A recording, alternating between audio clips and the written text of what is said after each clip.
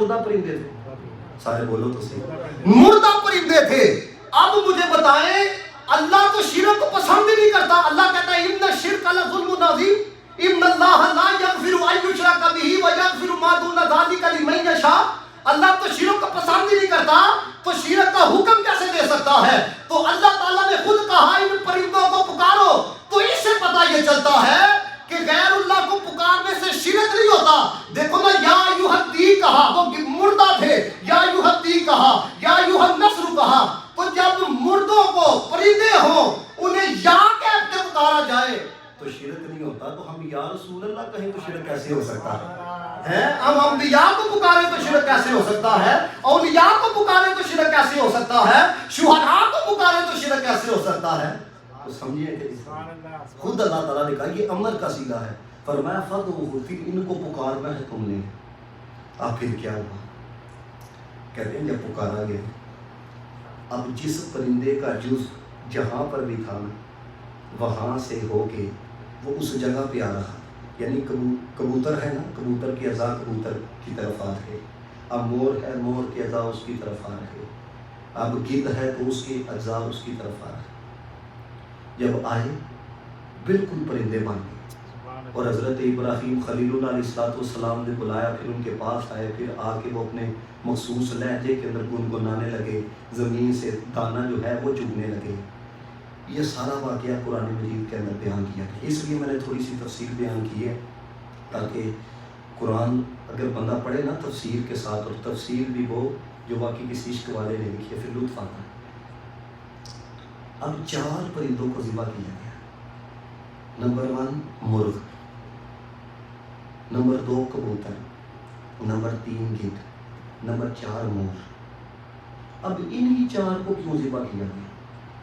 یہ تصوف کا نقطہ بتانے لگا ہوں، انہی 4 کو ذبح کیوں کیا گیا؟ کہتے ہیں ان 4 پرندوں کے اندر ایک ایک بری خصلت پائی جاتی ہے۔ مور ہے نا، مور، اس کے اندر بری خصلت یہ پائی جاتی ہے کہ وہ اپنے ظاہری حسن و جمال کو دیکھ کے نا بڑا گھمنڈ کرتی ہے۔ آپ نے دیکھا ہوگا جب وہ اپنے پر کھولتی ہے نا تو آپ نے دیکھا وہ تھڑ تھڑاتی ہے، یعنی کہ اپنے ظاہر کے اوپر بڑا گھمنڈ کرتی ہے۔ یہ بری خصلت زیادہ تر حسین لوگوں کے اندر پائی جاتی ہے، اور پھر سب سے بڑی اس خصلت کی وجہ سے بندے کے اندر بیماری پیدا ہوتی ہے کہ جس چیز کی طرف نظر رکھنی چاہیے تھی بندہ اپنے آپ کو بہت کچھ سمجھ بیٹھتا ہے، لیکن دراصل وہ ہوتا نہیں ہے جو سمجھ بیٹھتا ہے۔ اس کے اوپر ایک بات میں آپ کو بتاتا ہوں۔ اب کتنا بڑا نام ہے حضرت بایزید بستامی رحمۃ اللہ تعالیٰ علیہ کا۔ ان کے بارے میں علماء نے لکھا کہ جو مقام فرشتوں میں جبریل کو عطا کیا گیا ہے نا، وہ مقام رسول اللہ کی امت کے اولیاء میں حضرت بایزید بستامی کو عطا کیا گیا۔ اتنی بڑی شخصیت۔ اب شہر بستام کے اندر نا قحط پڑ گیا، اب کہیں بھی کچھ کھانے کے لیے میسر نہیں تھا۔ حضرت بایزید بستامی نے نا ایک دیگ تیار کروائی، اعلان کروایا جی آ جاؤ لنگر ملے گا۔ اب سب لوگ بڑی بڑی دور سے آ رہے تھے۔ ایک مرید نے آ کے کہا حضور ایک بزرگ جو ہے نا وہ مسجد کے اندر تشریف فرما، تو آپ نے فرمایا انہیں جا کے کہو کہیں سے کچھ نہیں ملے گا، قحط کا سماں ہے، تو آ کے آپ ہی لنگر کر لیں پھر چلے جائیے۔ اب جب مرید گیا نا تو وہ جو اللہ والے تھے نا انہوں نے آنے سے انکار کر دیا، ان کا میں نے نہیں آنا۔ حضرت بایزید بستامی نے مرید سے پوچھا وہ آئیں گے؟ ان کا جی وہ انکار کرتے ہیں، وہ کہتے ہیں میں نے نہیں آنا۔ اس کو کہا جاتا ہے اخلاق۔ اب ہم جیسا کوئی ہوتا تو پھر کیا جواب ہونا تھا؟ ٹھیک ہے نہیں آتا تو پھر ان کے پیٹ کی بات ہے نا، ان کی بھوک کی بات ہے، چلو جو آئے ہیں یہ تو کھائیں گے۔ نہیں، آپ خود گئے، حضرت بایزید بستامی گئے، کہنے لگے بزرگوں کہیں سے کچھ نہیں ملنا، قحط پڑا ہوا ہے، آپ تشریف لے کے آئے کھانا کھائیں تو پھر آپ چلے جائیں۔ کہنے لگے ایک شرط پہ مانوں گا کیونکہ تم خود چل کے آئے ہو، جو میں کہوں گا وہ کھلانا پڑے گا۔ ایک شرط پہ آؤں گا، وہ شرط یہ ہے جو میں کہوں گا وہ کھلانا پڑے گا۔ حضرت بایزید بستامی اللہ تعالیٰ نے بہت کمال عطا کیا ہوا تھا۔ اب انہوں نے کہا جی ٹھیک ہے آؤ جی جو آپ کہیں گے آپ کو کھلایا جائے گا۔ اب جب وہ آئے تو حضرت بایزید بستامی نے چونکہ کہا تھا کہ جو کہیں گے میں آپ کو وہ کھلاؤں گا، بولو جی کیا کھانا ہے؟ بزرگ کہنے لگے بایزید میں نے انسان کا گوشت کھانا۔ اور یہ نہیں کہ انہوں نے کھانا تھا، انسان کا گوشت حرام ہے، یہ نہیں، کس وجہ سے؟ شرف کی وجہ سے۔ اگر حلال ہوتا تو حضرت والا یہاں تو زندہ انسان کو نہیں چھوڑا جاتا، تو پھر کیا گونگے انسانی جسم کے اندر بڑا لطف ہے، اس کے گوشت میں بڑا ذائقہ ہے. یہ نہیں کہ انہوں نے کھانا تھا، نہ بلکہ ایک حقیقت کی طرف بائی یزید بستامی کو لے کے جانا تھا. تو حضرت بائی بستامی کو کہنے لگے میں نے انسان کا گوشت کھانا ہے، چونکہ کہہ چکے تھے. اور اللہ والے جو ہوتے ہیں یہ جو کہہ دیتے ہیں پھر کرتے ہیں. کہنے لگے حضور ٹھیک ہے، میں نے آپ کو کہا تھا، آپ کے سامنے انسان ہے، جہاں سے دل کرتا ہے آپ کھا لیجیے. اب غور کیجیے گا، یہ ہے ظاہر. انہوں نے یہی سمجھا نا. اب وہ بزرگ کیا کہتے ہیں؟ کہنے لگے بھائی یزید تم کو کس نے کہا ہے کہ تم انسان ہو؟ تم کو کس نے کہا؟ انہوں نے کہا یہ انسان نہیں تو اور کیا ہے. انہوں نے کہا ذرا میری نگاہ سے اپنے آپ کو دیکھو، میری نگاہ سے اپنے آپ کو دیکھو. وہ اقبال نے کہا تھا نا، کہتا ہے راز دو عالم. یہ اقبال ہے. اقبال تو وہ ہے جس نے اپنے کلام کے اندر حضرت باجزید حضرت جنید کا ذکر کیا. تو اقبال جیسا بندہ کیا کہتا ہے؟ پھر دیکھو جب اقبال جیسے بندے کو یہ کمال عطا کیا ہے تو پھر اللہ تعالیٰ نے باجزید بستامی کو جو سمجھانے کے لیے ان کے سامنے کھڑا ان کو کتنا کمال عطا کیا ہوگا کہ اقبال کہہ رہا کہتا ہے راز دو عالم مجھے دل کا آئینہ دکھاتا ہے، کہتا وہی ہوں جو میری نظر کے سامنے آتا ہے. اس کا مطلب یہ ہے کہ میں وہ نہیں بولتا کہ کوئی سوچوں نہ، جو الہام ہوتا ہے وہ کہتا ہوں. یہ اقبال کہہ رہا ہے، کہتا ہے جو الہام ہوتا ہے. میں اس لیے تو قبلہ پیر کرم شاہ صاحب فرمایا کرتے تھے اقبال سمجھ میں آنے لگ جائے بغیر وضو کے تو پڑھنے کو دل نہیں کرتا. مفسر قرآن بھی ہے، سیرت کے اوپر کتاب بھی لکھی، یعنی اتنی بڑی شخصیت. وہ یہ کہہ رہے کہتے ہیں اقبال سمجھ میں آنے لگ جائے تو بغیر وضو کے پڑھنے کو دل ہی نہیں چاہتا. انہوں نے کہا انہوں نے جب کہا نا کہ یہ انسان حاضر ہے جہاں سے چاہے آپ کا، انہوں نے کہا تمہیں کس نے کہا ہے کہ تم انسان؟ کہتا ہے کہ میری نگاہ سے ذرا. جب اپنی نگاہ سے دیکھا گیا تو بائی بستانی کے سامنے ٹیکٹ کھلی، دیکھتے کیا ہے؟ ایک مور ہے جو اپنے آپ کو دیکھ کے بڑا خوش ہو رہا ہے. اور کہنے لگے بھائی یزید ابھی مور بنے ہو، انسان بننے کی منزل نہیں آگئی، ابھی مور کرے. یہ بڑا ہم اپنا ظاہر دیکھ کے خوش ہوتے ہیں. تو پنجابی کے ایک شاعر نے کہا تھا، کاش کہ آپ سمجھیں، کہتے ہیں باڑو جھاڑو پھیر نہ کوئی ہے ٹونڈ اندر دا کوڑا. یعنی باہر سے جھاڑو ہے نا، کہتے ہیں باڑو جھاڑو پھیر نہ کوئی ہے ٹونڈ اندر دا کوڑا.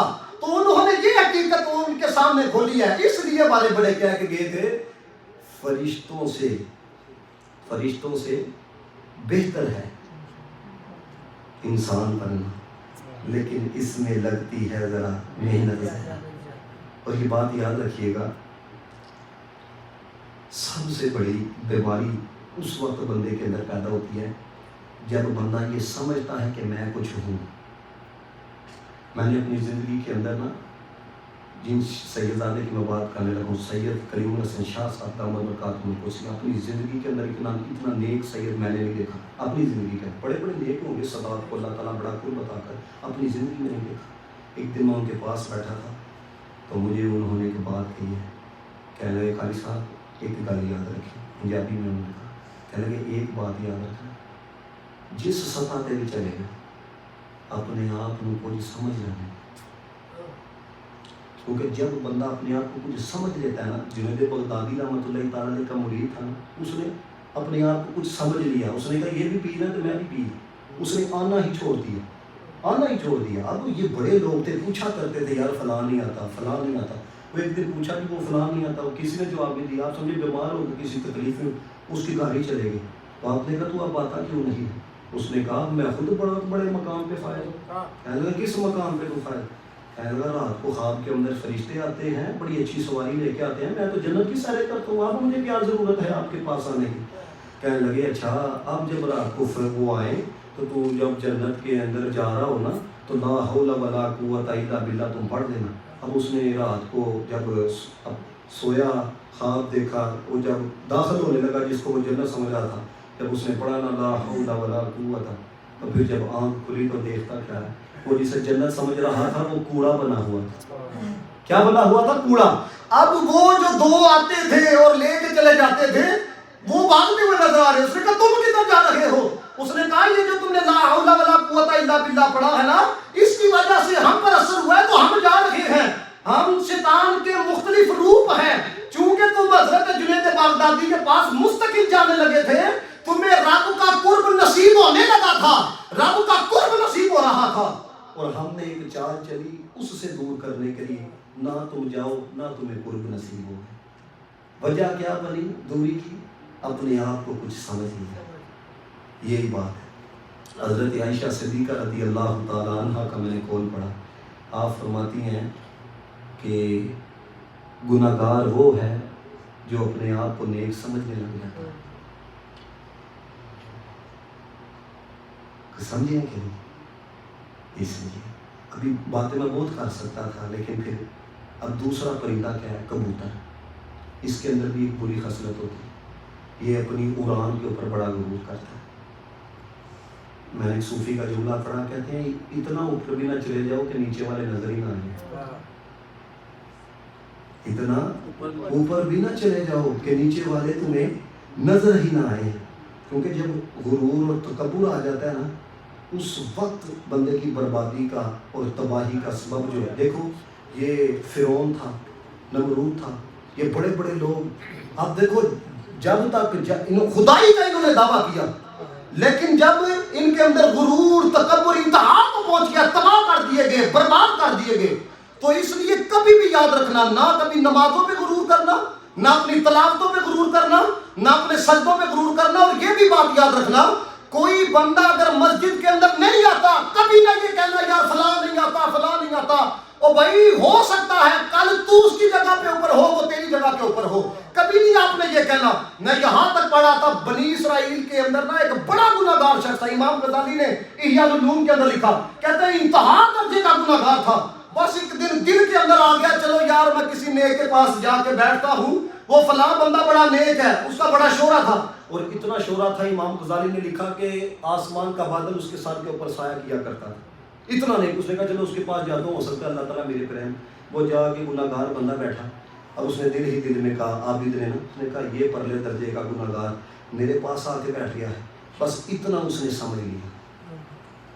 پھر اس نے کیا کہا بولتے، اس نے کہا ادھر سے اٹھ جا، تو کہاں اور میں کہاں. کس پر؟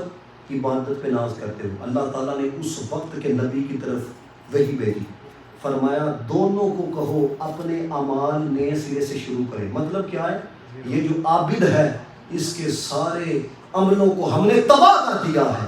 اور اس نے حسن ظن رکھا تھا اس کے پاس جاؤں گا اللہ رحم کرے گا. اس کے حسن ظن کی وجہ سے ہم نے اس کے سارے گناہوں کو معاف کر دیا. تو کبھی بھی یہ جو خصلت ہے. پھر آگے کی گدھ، اس کے اوپر پورا جو ہے نا وہ ایک نشست رکھیں. اس کے اندر لالچ پائی جاتی ہے، گدھ کے اندر ہرس پائی جاتی. پھر آگے کیا ہے؟ مرغ. یہ اس کے اندر جو بری خصلت ہے نا، کثرت شہوت ہے. مرغے کے اندر کثرت شہوت ہوتی ہے. میرے نبی پاک علیہ الصلوۃ والسلام نے فرمایا تھا دو چیزوں کی ضمانت تم مجھے دے دو، جنت کی ضمانت میں محمد دیتا ہوں. یہ حضور کہہ رہے، فرمایا دو چیزوں کی ضمانت تم دے دو، جنت کی ضمانت. وہ کون سی؟ فرمایا زبان کی ضمانت دے دو. جو دو جبڑوں کے درمیان ہے اس کی ضمانت دے دو، اور دو لاتوں کے جو درمیان ہے اس کی ضمانت، شرمگاہ کی ضمانت دے دو. فرمایا میں محمد جنت کی ضمانت دے دو. اور افسوس سے کہنا پڑتا ہے نہ اس کی حفاظت کی فکر رہی، نہ اس کی حفاظت کی فکر رہی. اب حضرت ابراہیم خلیل اللہ نے بات مکمل سے، کیونکہ وقت بھی قلیل ہے. حضرت ابراہیم خلیل اللہ علیہ السلام نے ان 4 پرندوں کو ذبح کیا جن کے اندر بری خصلت ہے. آپ نے پھر کیا دیکھ لیا؟ مردوں کو زندہ ہوتا ہو. پھر مردوں کو زندہ ہوتا جب آپ نے دیکھا تو دل کے اندر نور اطمینان کی تجلی پیدا ہوئی، جس کی وجہ سے آپ کو نفس مطمئنہ نصیب ہو گیا. علماء فرماتے ہیں اگر تو بھی اپنے دل کو خود زندہ دیکھنا چاہتا، کہتے ہیں انہی 4 بری خصلتوں کو اپنے ہاتھ سے ذبح کر. کثرت شہوت کو ذبح کر، لالچ کو ذبح کر، یہ اپنے ظاہر کے اوپر جو گمنڈ ہے اور جو غرور ہے اس کو تو ذبح کر. کہتے ہیں دنیا کے اندر ہی اپنے دل کو زندہ ہوتا بھی دیکھ لے گا، تجھے بھی نفس مطمئنہ کی دولت نصیب ہو جائے گی. اور نفس مطمئنہ جسے نصیب ہو جائے، قرآن کیا کہتا ہے؟ آواز آئے گی اسے رب کی طرف سے، یا ایتھا النفس المطمئنہ، اے نفس مطمئنہ، ارجعی الی ربک راضیۃ مرضیہ، ہیں تو اپنے رب سے راضی، وہ تیرے سے راضی، فادخلی فی عبادی وادخلی جنتی، میرے بندوں میں داخل ہو جاؤ اور جنت کے اندر داخل ہو جاؤ. تو کس وجہ سے؟ یہ 4 خصلتوں پہ اگر ہم قابو پائیں گے. یہ یقین کریں، میں آپ کو بتا نہیں سکتا، ہمارے بزرگ اتنا کچھ لکھ گئے ہیں، اتنا کچھ لکھ گئے ہیں. اب ساری زندگی صرف صفحے پلٹتے رہے نا، صفحے پلٹتے رہے، پڑھنا تو ایک طرف نہ، پلٹتے رہے، پھر بھی ختم نہیں ہو سکتا. لیکن صرف بنیادی وجہ یہ ہے، آج صرف ہمارے اندر جذبات ہیں، عمل کوئی نہیں، صرف جذبات. آج مسلمان ایسے ایسے جناب جذبات ہیں، اللہ معافی دے. میں یہاں تک دیکھتا ہوں ہم تو رب کی بھی اس طرح پوجا نہیں کرتے جس طرح ہم اب بندوں کی پوجا شروع کی ہے. یہ حالات آ چکے. اور پچھلے دنوں ایک بندہ جلسے کے اندر کیا کہتا ہے، کہتا ہے جی یہ سوال آپ سے قبر کے اندر پوچھا جائے گا. وہ بھائی سیاست کا سوال پوچھا جانا ہے قبر کے اندر، ادھر پوچھا جانا ہے تو من ربوں کا، ماں دینوں کا، ماں کون تکون فی الحقیقہ. اب لگائیں. پھر ایک حضرت صاحب، میں چلو نام نہیں لیتا، وہ لیڈر صاحب ہیں، وہ کہتے ہیں یہ وقت اب عمرے کا نہیں ہے، آ کے میرے ساتھ جو ہے نا وہ جی تماشا. اس لیے اقبال نے کہا تھا، جو میں سر بسجدہ ہوا کبھی تو زمین سے آنے لگی صدا، تیرا دل ہے سننے آشنا، تجھے کیا ملے گا نوازا. اللہ تعالیٰ جو کچھ بیان کیا گیا عمل کی اللہ تعالیٰ نے توفیق عطا فرمائے. وآخر دعوانا الحمدللہ.